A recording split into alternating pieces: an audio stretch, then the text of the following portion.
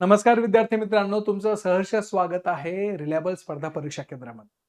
विद्यार्थी मित्रांनो, ज्यावेळेस आपण एमपीएससीची तयारी करतो, तर ती तयारी करत असताना आपल्याला काही गोष्टी क्रिस्टल क्लिअर असणं फार गरजेचं आहे. की आपण राज्यसेवेची तयारी करायला पाहिजे का ग्रुप बी आणि ग्रुप सी ची तयारी करायला पाहिजे.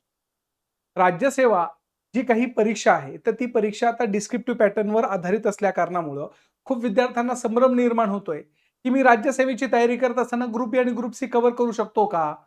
तर अशा वेळेस ही जी द्विधा मनस्थिती आहे, त्या द्विधा मनस्थितीला आज आपल्याला फुल स्टॉप लावायचा आहे. का? कारण की आपण डेडिकेटली दोन्ही एक्झामचं जेव्हा आपण एनालिसिस करतो, तर they are the totally different from each others. मग अशा वेळेस ग्रुप बी आणि ग्रुप सी चा पॅटर्न नेमका कसा असतो? ग्रुप बी आणि ग्रुप सी मध्ये कोणत्या-कोणत्या गोष्टी होतात? आणि तुमच्या राज्यसेवेच्या असलेल्या ह्या परीक्षेचा उपयोग इथं होऊ शकतो का? याचा आज आपण सखोल अंदाज घ्यायला सुरुवात करणार आहोत. आणि याचा माझा मूळ उद्देश आहे, की तुम्हाला क्रिस्टल क्लिअर झालं पाहिजे, की तुम्हाला नेमकं करायचं काय? कारण की आपल्याकडं सामान्य स्वरूपामध्ये जेव्हा हा पॅटर्न चेंज झाला, की त्याच्यामध्ये विद्यार्थ्यांना आता क्रिस्टल क्लिअर होत नाही, की नेमकं मी आता ग्रुप बी, ग्रुप सी करू, की राज्यसेवा करू?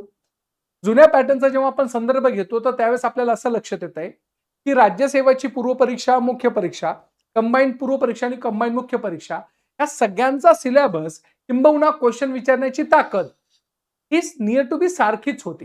हां, फरक होता, की तुमच्या राज्यसेवेच्या मुख्य परीक्षेचा थोडासा ॲडिशनल भाग जो आहे, तो ॲडिशनल भाग वेगळ्या-वेगळ्या सब्जेक्टच्या माध्यमातून होता.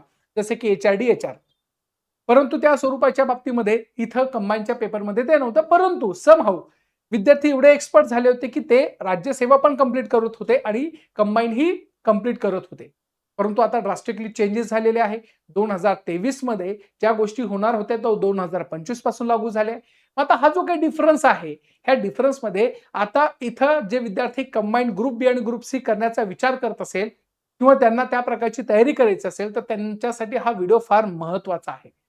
हा व्हिडिओ तुम्ही शेवटपर्यंत बघा, जेणेकरून तुम्हाला त्याच्यातले असलेले जे काही लूप होल्स आहे किंवा ज्याला आपण म्हणतो 19-20 गोष्टी आहेत, तर त्या सगळ्या गोष्टी तुम्हाला अंडरस्टँड होतील. मग बेसिकली आपल्याकडं राज्यसेवा किंवा त्या स्वरूपाच्या बाबतीमध्ये ज्या पद्धतीने एम-पी-एस-सी इथं ही एक्झाम कंडक्ट करते, तर एम-पी-एस-सी कंडक्ट करत असताना याला ग्रुप बी आणि ग्रुप सी इथं नाव दिलेलं आहे. मग ही जी काही पोस्ट आहे, तर त्या पोस्ट नॉन गॅझेटेड असतात.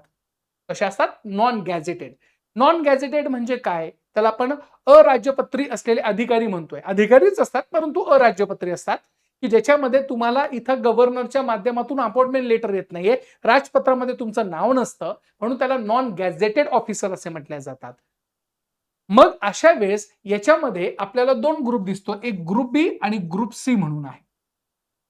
मग अशा वेळेस पहिले ग्रुप बी आणि ग्रुप सी ची वेगवेगळ्या एक्झाम व्हायच्या. परंतु आता काय केलेलं आहे, त्यांना एकत्रित केलेलं आहे. सिलेबस टफनेस तेवढाच ठेवलेला आहे. किंबहुना मी असं म्हणेल, की अभ्यासाची पातळी आता भरपूर वाढलेली आपल्याला दिसून येते आणि कट ऑफ आपल्याला या बाबतीमध्ये क्लिअर आपल्याला स्पष्टता दाखवताना दिसून येतोय. मग अशा वेळेस ग्रुप बी आणि ग्रुप सी यांची असलेली 3 टप्प्यामध्ये किंवा किंबहुना त्या स्वरूपाच्या बाबतीमध्ये इथं 2 टप्प्यामध्ये पूर्व परीक्षा आणि मुख्य परीक्षा ह्या 2 टप्प्यामध्ये इथं काय होत असते, एक्झाम होत असते. फक्त ग्रुप बी जी आहे, त्या ग्रुप बी मध्ये कोणते-कोणते पदं येतात आणि त्याच्यामध्ये कोणत्या-कोणत्या गोष्टी येतात. ज्यावेळेस तुम्ही ग्रुप बी म्हणतात, तर त्यावेळेस तुम्हाला पी-एस-आय, एस-टी-आय, ए-एस-ओ आणि त्या स्वरूपाच्या बाबतीमध्ये सब रजिस्ट्रार अशा प्रकारच्या गोष्टी त्याच्यामध्ये इन्क्लूड होत असतात. आता लक्ष ठेवायचं एस-टी-आय, ए-एस-ओ, एस-आर यांच्यासाठी पूर्व परीक्षा प्लस मुख्य परीक्षा अशा प्रकारे त्याच्यामध्ये डिवाइड केलं आहे. परंतु पी-एस-आय पूर्व परीक्षा, मुख्य परीक्षा आणि इंटरव्ह्यू किंवा ज्याला आपण फिजिकल चाचणी म्हणतोय, तर ह्या सगळ्या गोष्टीतून जावं लागतं. मग अशा पद्धतीने याच्यामधला हा जो काही डिफरन्स आहे, तो डिफरन्स तुम्हाला माहिती असायला पाहिजे. मग अशा वेळेस ग्रुप बी आणि ग्रुप सी ह्या एक्झामसाठी जेव्हा तुम्ही प्रिपरेशन करतात, तर त्यावेळेस तुम्हाला पूर्व परीक्षा आणि मुख्य परीक्षेला सामोरं जावं लागतं. मग यामध्ये पूर्व परीक्षा जी असणार आहे, तर पूर्व परीक्षा जी असती, तर किती गुणांसाठी असती? तर 100 गुणांसाठी असते. किती गुणांसाठी असती? 100 गुणांसाठी. म्हणजे एक प्रश्न, जो प्रश्न असणार आहे, प्रश्न संख्या ही 100 असती आणि एका प्रश्नाला 1 मार्क म्हणजे असे किती गुण? तर 100 गुणांचा असलेला हा पूर्व परीक्षेचा पेपर असतो. आता संदर्भ हा पूर्व परीक्षेचा संपला. पूर्व परीक्षा तुम्ही पास झाले, की त्याच्यानंतर तुम्ही जातात मुख्य परीक्षेला. आणि मुख्य परीक्षा ही किती गुणांची असते, तर 400 गुणांची असते आणि त्याच्यामध्ये 2 पेपर असतात. जसं की पूर्व परीक्षेमध्ये एकच पेपर असतो, परंतु ज्यावेळेस तुम्ही बघतात तर मुख्य परीक्षेमध्ये तुम्हाला 2 पेपर सापडतात आणि 2 पेपर त्या प्रकारचे असलेले एकूण गुणांचा काय असणार आहे, 400 गुणांचा असणार आहे. मग अशा वेळेस मुख्य परीक्षा 400 गुणांची असते. आता जसं मी तुम्हाला आता सांगितलं की पी-एस-आय जे पद आहे, त्या पी-एस-आय पदासाठी तुम्हाला काय असणार आहे, शारीरिक चाचणी आणि मुलाखत असते, ज्याला आपण काय म्हणतो फिजिकल आणि त्या प्रकारचं असलेलं इंटरव्ह्यू. ते फक्त कोणासाठी आहे, पोलीस उपनिरीक्षकासाठी असणार आहे.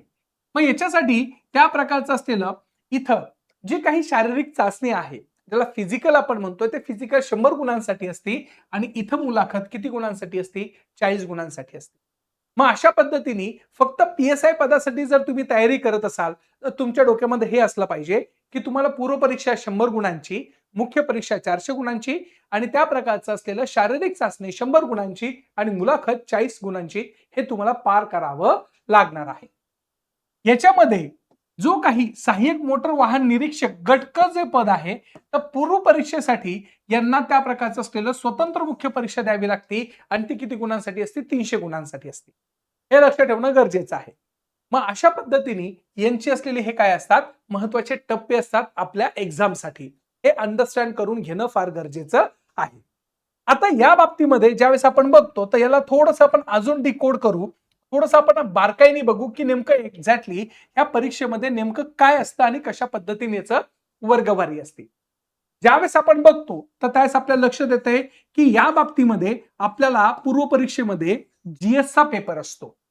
जीएस मध्ये history, geography, polity, economics, basic science आणि मॅथ आणि रिझनिंग अशा सगळ्या विषयांना एकत्रित धरून जवळपास 7 ते 8 विषयांना एकत्रित धरून तुमची असलेली पूर्व परीक्षा असते आणि पूर्व परीक्षेअंतर्गत किती गुणांसाठी किती प्रश्न असतात, तर 100 प्रश्न असतात आणि किती गुण असतात, 100 गुण असतात. हे लक्षात ठेवणं गरजेचं आहे. म्हणजे एकंदरीत तुम्हाला हा जीएसचा पेपर जो असतो, तो पेपर पर्टिक्युलर 100 प्रश्न येतात आणि 100 प्रश्नाला 1 मार्क म्हणजे असे 100 गुणांचा असतो. हे लक्षात ठेवणं गरजेचं आहे. आणि एक विशेष बाब म्हणजे काय, की जी मला नेहमी अप्रूव्ह करणारी आहे, ती म्हणजे काय, की कंबाईनचा पेपर म्हणायला सोपा वाटतो, परंतु लक्षात ठेवा त्याचा जो टायमिंग आहे तो फक्त 1 तासाचा आहे. म्हणजेच काय, तर तुम्हाला 60 मिनिटामध्ये किती क्वेश्चन सॉल्व्ह करायचे असतात? 100 क्वेश्चन सॉल्व्ह करायचे असतात. आता इथं संदर्भ हा 100 क्वेश्चन पुरता मर्यादित नाहीये मित्रांनो. तर हे जे 100 क्वेश्चन्स असतात, तर ह्या क्वेश्चन्समध्ये सगळ्यात इम्पोर्टंट काय असतात, की डिफिकल्ट लेव्हल आता डे बाय डे काय झाली आहे, वाढत चाललेली आहे. जर तुम्ही काही विद्यार्थी जे तुमच्या ऑलरेडी परिचयातले असतील, तर त्या विद्यार्थ्यांना विचारा तुम्ही. त्यांनी सगळ्यात मोठी गोष्ट किंवा सगळ्यात मोठा त्यांना प्रॉब्लेम काय फेस करावा लागतो, की they are not able to complete their paper. का? 60 मिनिटामध्ये 100 क्वेश्चन सॉल्व्ह करणं आणि ते विथ ॲक्युरसीच्या माध्यमातून हे थोडंसं डिफिकल्ट चाललेलं आहे. का? कारण की आता काठिण्य पातळी दिवसेंदिवस वाढत चाललेली आहे. काल परवाच म्हणजे मागच्याच आठवड्यामध्ये इथं ग्रुप बी चा असलेला कट ऑफ लागला, तो कट ऑफ इथं 51 लागलेला आहे. म्हणजे याच्यावरून तुम्हाला लक्षात येत असेल की काठिण्य पातळीमध्ये एवढी वाढ झालेली आहे की तुम्ही 50% पण मार्क्स घेऊ शकत नाही. हे कशामुळे झालेलं आहे? बिकॉज ऑफ त्या स्वरूपाच्या बाबतीमध्ये 1 तासामध्ये तुम्हाला 100 क्वेश्चन सॉल्व्ह करायचे आहे. मग त्या सगळ्या विषयांचे एमसीक्यूज असतात आणि पहिले तरी वन लाइनर क्वेश्चन असायचे, पण आता इथं वन लाइनर क्वेश्चन न येता त्या प्रकारचा क्वेश्चन, त्याचे 4 ऑप्शन आणि त्याच्यामध्येही अ बरोबर आहे, ब बरोबर आहे का, क बरोबर आहे का, ऑल ऑफ द अबव आहे. म्हणजे एकंदरीत राज्यसेवेच्या पूर्व परीक्षेसाठी असलेल्या ज्या काही गोष्टीची गरज आहे, तर ती गोष्टीची गरज इथं काय केल्या जाते, सॉर्ट आउट केल्या जाते. हा संदर्भ आहे. आता याच्यामध्ये तुम्हाला निगेटिव्ह मार्किंग किती आहे? तर निगेटिव्ह मार्किंग आहे 1/4.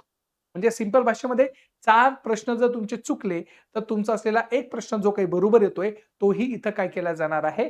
इथं गलत म्हणून कन्सिडर केला जाणार आहे. हे लक्षात ठेवणं गरजेचं आहे. आता याच्यामध्ये काय अभ्यासक्रम आहे, हे अभ्यासक्रम आपण थोडंसं बघून घेऊ. जेणेकरून त्या स्वरूपाच्या बाबतीमध्ये तुम्हाला अभ्यासाला एकंदरीत दिशा सापडणार आहे. आता ज्यावेळेस मी काय म्हणतोय, की इथं तुमचा जो अभ्यासक्रम असेल, त्या अभ्यासक्रमामध्ये आपण विविध विषयांना इथं हात घालतोय. मग त्याच्यामध्ये काय आहे? इतिहास आहे, त्याच्यानंतर आहे तुमचा असलेला भूगोल. मग इतिहासामध्ये तुम्हाला काय अभ्यास करायचा आहे? आधुनिक भारताचा इतिहास प्लस महाराष्ट्राचा इतिहास. बघा, ज्यावेळेस तुम्हाला इथं शब्दांचा असलेला जो काही संदर्भ आहे, तो फार महत्वाचा दिसतोय. कंबाईनच्या असलेल्या एक्झामला एन्शियंट हिस्ट्री, प्राचीन इतिहास किंवा मध्ययुगीन असलेला इतिहास हा बिलकुल वाचायची गरज नाहीये. आधुनिक इतिहास वाचायची गरज आहे आणि आधुनिक भारताचा इतिहास आणि विशेषतः महाराष्ट्राचा इतिहास हे दोन्हीही इतिहास तुम्हाला रीड करणं गरजेचं आहे. तुम्हाला भूगोलाचा अभ्यास करायचा आहे. भूगोलाचा अभ्यास करत असताना तुम्हाला महाराष्ट्राच्या भूगोलावर जास्त फोकस करायचा आहे. सोबतच इथं जागतिक स्वरूपातले असलेले काही गोष्टी त्याचाही अभ्यास करायचा आहे. सोबतच भारतातल्या असलेल्या गोष्टींचाही तुम्हाला अभ्यास करायचा आहे. म्हणजे इथं जिओग्राफीचा अभ्यास करत असताना महाराष्ट्र, जगाचा थोड्याफार पद्धतीने आणि भारताचा भूगोल या गोष्टीवर तुम्हाला काय करायचं आहे? फोकस करायचा आहे. विशेष बाब म्हणजे काय असणार आहे? तर पृथ्वी असेल, जगातील विभाग, हवामान पद्धती, रेखांश वगैरे अशा प्रकारच्या गोष्टींचा तुम्हाला सार्थ स्वरूपामध्ये अभ्यास करावा लागणार आहे. म्हणजे एकंदरीत तुमच्या विषयामध्ये तुम्हाला पारंगत असणं काय आहे? गरजेचं आपल्याला तिथं दिसून येते. हे लक्ष ठेवणं गरजेचं आहे. सोबतच आपल्याला अजून काय दिसून येतंय, तर उर्वरित असलेले जे काही क्वेशन्स आहे, तर जसे की कोणत्या विषयावर येणारे आहे, तर लक्ष ठेवायचे अर्थव्यवस्था. मग अर्थव्यवस्था पण हा एक महत्त्वाचा असलेला एक इम्पोर्टंट आपल्याकडे काय आहे, तर त्या प्रकारचा विषय आहे.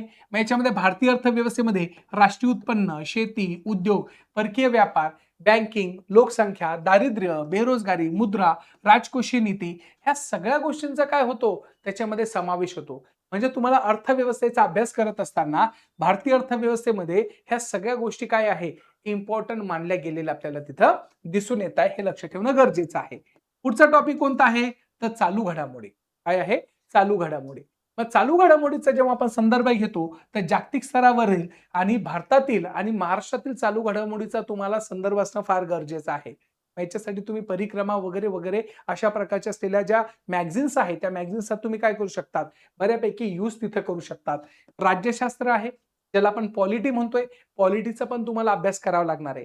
मग पॉलिटीमध्ये भारत देशाच्या संविधानाचा अभ्यास करायचा आहे. भारत देशातल्या प्रत्येक गोष्टींचा अभ्यास तुम्हाला तिथे करायचा आहे. सोबतच सामान्य विज्ञानाचा बऱ्यापैकी तुम्हाला अभ्यास करावा लागतो. कारण की कंबाईनच्या एक्झामला सर्वात जास्त वेटेज कशाला आहे, तर सायन्स विषयाला आहे. आणि सायन्समध्ये स्पेसिफाईडली फिजिक्स, केमिस्ट्री, झुऑलॉजी, बॉटनी आणि हायजिनिस याच्यावर कंटिन्युअसली काय विचारले गेलेले आहे, क्वेश्चन विचारले गेलेले. त्यामुळे तुम्हाला याच्यावर फोकस जास्त करणं गरजेचं आहे. Last but not the list, math आणि रिझनिंग हा पण त्याच्यामध्ये काय आहे, संदर्भ आपल्याला दिसून येतो. मग अशा वेळेस मॅथ आणि रिझनिंगचे असलेले जवळपास तुम्हाला तुमच्या असलेल्या कंबाईनच्या पूर्वपरीक्षेमध्ये 20 मार्काला क्वेश्चन विचारल्या जातात.